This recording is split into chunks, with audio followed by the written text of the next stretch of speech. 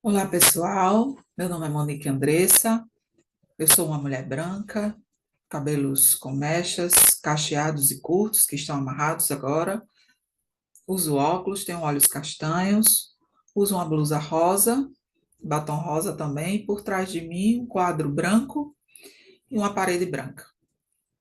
Eu sou professora da rede estadual desde 2011 e desde 2014 trabalho com educação inclusiva na sala de recurso multifuncional e na educação especial.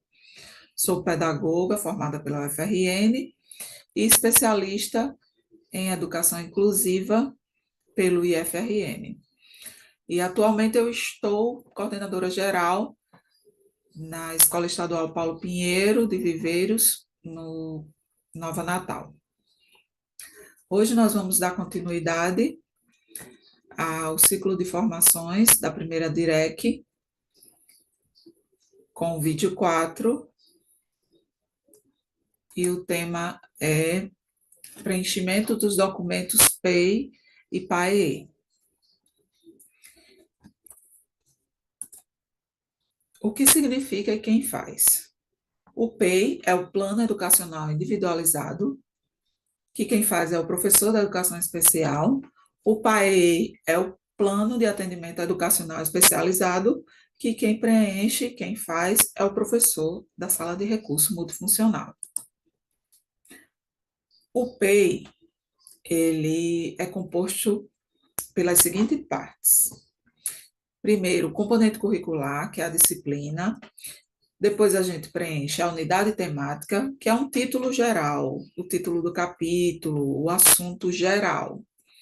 Depois o objeto do conhecimento, que são os conteúdos, os assuntos, geralmente subtemas, que vão ser estudados pelos alunos.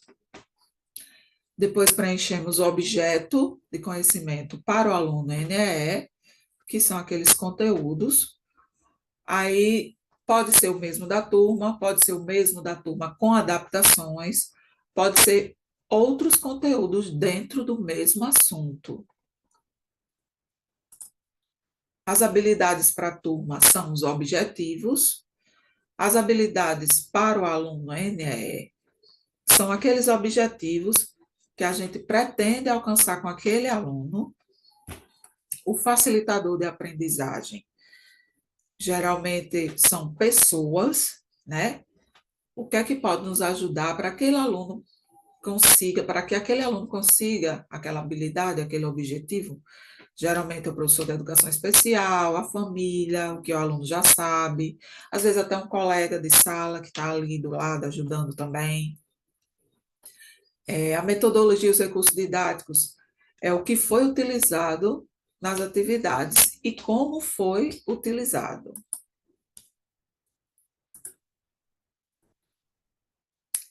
No próximo slide, vocês estão vendo um quadro do componente curricular de geografia, que é referente a um bimestre. Então, no caso, a gente tem que preencher cada bimestre de todas, os 4 bimestres de cada disciplina. Então, aí é referente a um bimestre.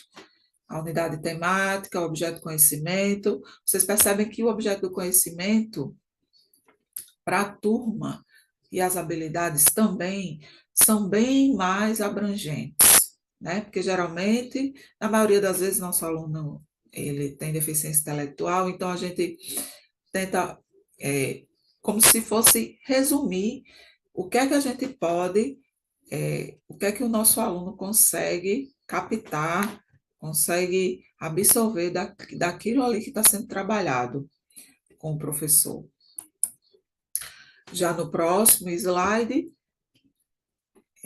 já é o componente curricular Ciências, a unidade temática é Vida e Evolução, o objeto do conhecimento são as características gerais de seres vivos, citologia, estudo da célula, uma coisa assim bem mais abrangente, bem mais aprofundado. Já para o aluno NEE, é o mesmo conteúdo, o mesmo assunto, mas de forma mais simples, de forma mais elementar, que ele consiga acompanhar. Porque a gente sabe a realidade, a gente está todo dia ali com aquele aluno da educação especial, a gente sabe o grau de dificuldade que ele consegue acompanhar, né? Aí, quando a gente não tem acesso ao planejamento do professor, aí o que é que a gente deve fazer? A gente não está diariamente com aquele aluno na sala de aula, a gente vê o que é que o professor está passando, as atividades, os conteúdos, então a gente vai fazer o P em cima daquilo ali, certo? Também pode pesquisar na BNCC quais são os conteúdos e habilidades para preencher, o que foi, só que a gente tem que colocar realmente o que foi feito, o que realmente foi trabalhado com aquele aluno, porque a gente, como eu disse, a gente está lá na sala de aula com ele. Não adianta fazer um PEI lindo, perfeito, com um monte de coisa da BNCC, se o nosso aluno não consegue acompanhar aquilo ali.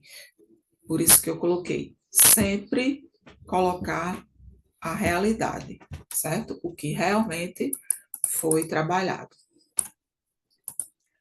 Já no PAEE, primeiro a gente coloca a identificação do estudante, nome, idade, série, qual é a deficiência daquele estudante, quais são as necessidades pedagógicas dele, tanto na área cognitiva, motora e social, o que é que aquele aluno consegue fazer sozinho e o que é que ele consegue fazer com ajuda, quais são os gostos e habilidades dele.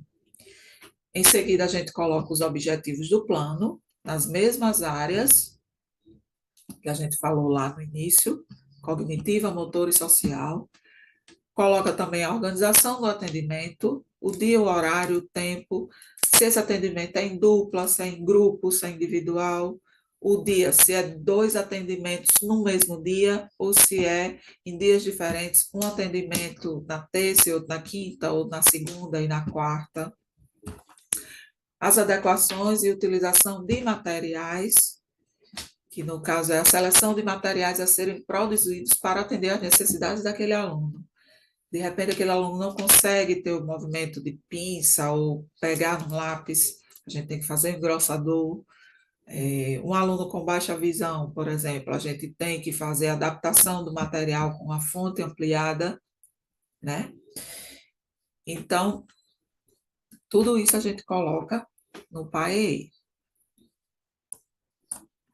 E o que é que eles têm em comum? Esses 2 documentos têm em comum. Ambos devem ser feitos em conjunto com o professor de sala de recurso e o professor da educação especial. Os professores de disciplinas específicas também e a coordenação pedagógica também. Então, é um trabalho coletivo, é uma construção coletiva. Ambos devem ser colocados no SIGEDUC, né, no sistema, no início do ano letivo. O PEI a gente pode até ir colocando por bimestre, né, assim, no início de cada bimestre, porque às vezes o professor planeja trabalhar e às vezes não dá tempo trabalhar tudo aquilo que ele planejou, mas a gente pode ir colocando também por bimestre. E apesar da gente precisar preencher tudo que está ali no CGEDUC, todos aqueles itens que aparecem lá, não existe receita de bolo. Cada aluno ele é diferente, cada escola é diferente, são realidades diferentes, famílias diferentes. Até os alunos que não têm deficiência são diferentes um do outro. Quanto mais quem tem deficiência, né? Cada um tem uma realidade, né? Cada um tem a sua especificidade. E só para lembrar e frisar, o trabalho ele é colaborativo. Não adianta um professor de sala de recurso ou de educação especial se fechar e dizer, ó, vou fazer o PEI de tal aluno e fazer. Não dá certo, não é assim que deve ser feito. O trabalho deve ser colaborativo também com os outros especialistas que fazem o acompanhamento com aquele aluno, fonoaudiólogo, terapeuta, psicólogo, médico, certo? O trabalho é totalmente colaborativo. E lembre-se, o mais importante é como você constrói e como você consegue extrair daquele currículo de forma que seu aluno ele aprenda, de forma que o estudante aprenda. Ah, se ele não está aprendendo dessa maneira, o que é que a gente vai fazer? Ele gosta mais das tecnologias?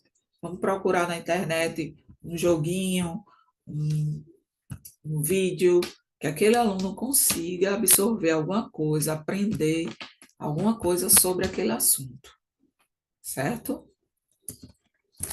E é isso, gente. Obrigado pela atenção. Espero que vocês tenham entendido. Tchau.